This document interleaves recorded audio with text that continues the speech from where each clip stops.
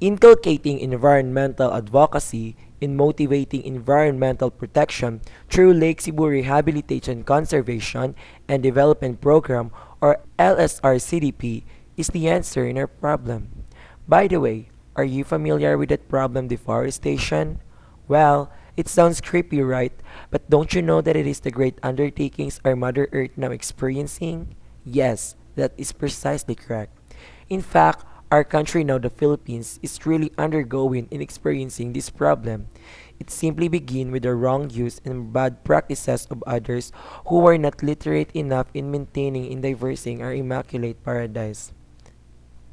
Don't you know that the increase in human population of Lake Cebu has also a big effect in the destruction of our environment?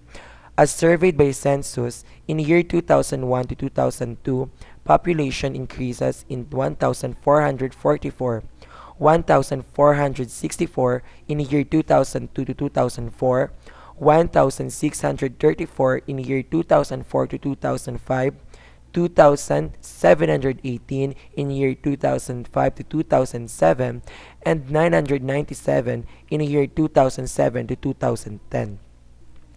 The decrease of population in year 2007 to 2010 really show that family planning was already applied and manifest through the world.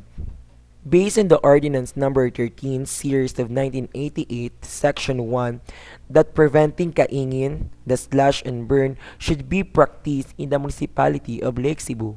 And according to Section 3, that any person found and caught violating this ordinance shall be penalized as follow: 1,000 pesos per first offense, 2,000 pesos per second offense, and 3,000 pesos for third offense. Based on the lumber confiscated in Lake Cebu in year 2007, there is a total of 792 volume of trees confiscated. 612 volume in year 2008, increase in 4,408 volume in 2009, and decrease in 622 this present year. The decreasing volume of confiscated lumber in the municipality of Lake Cebu this year shows that Lake Cebuian nowadays were now aware in saving our environment.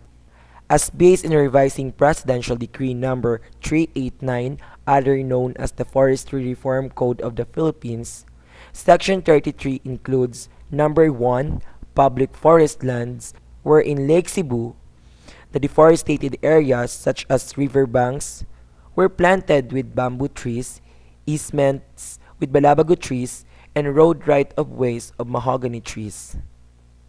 Number 2, private lands, where a portion of private lands required to be reforested or planted to trees pursuant to Presidential Decree Number 953 and 1153 and other existing law as mentioned by PD Number 1559. Owning private lands in the Lake Cebu is widely seen and observed. They use this land as gardens and tree park since it serves as their extra income and livelihood. The said practice such as planting trees in riverbanks and easements aims to fight for the climate change our country now experiencing.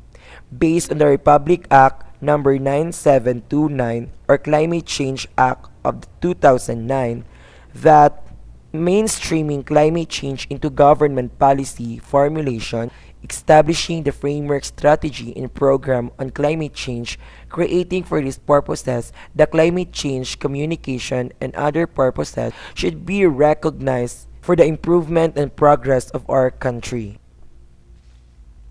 Lake Cebu, considered as a summer capital of southern Mindanao, is located at the southwestern part of the province of South Cotabato. It is bounded by forest that provides the ultimate source of living and as protective shield of Lake Cebuians against calamities. The said forests are the Guma and Talihik mountains ranges along the eastern portion of the municipality, Mount Busa in the southeastern portion with an elevation of 2,064 meters, Pitot Calabao Peak along the central portion with an elevation of 1,600 meters, and Mount Talili in east portion with an elevation of 1,410 meters. As mentioned above, that forestry is also a source of living and a shield in unexpected calamities. Therefore, we should save our environment for it has a useful effects on us. With that, we can also preserve the real creation of our Almighty God, and in fact, we still be visited by visitors and tourists. It will serve as one way in promoting our cultural and environmental competency all over the world. Now is the time for us to save our Mother Earth. The success is in our hands. Let's prove that even we're just students, we have the capacity and courage to save our Mother Earth in great effort of these undertakings.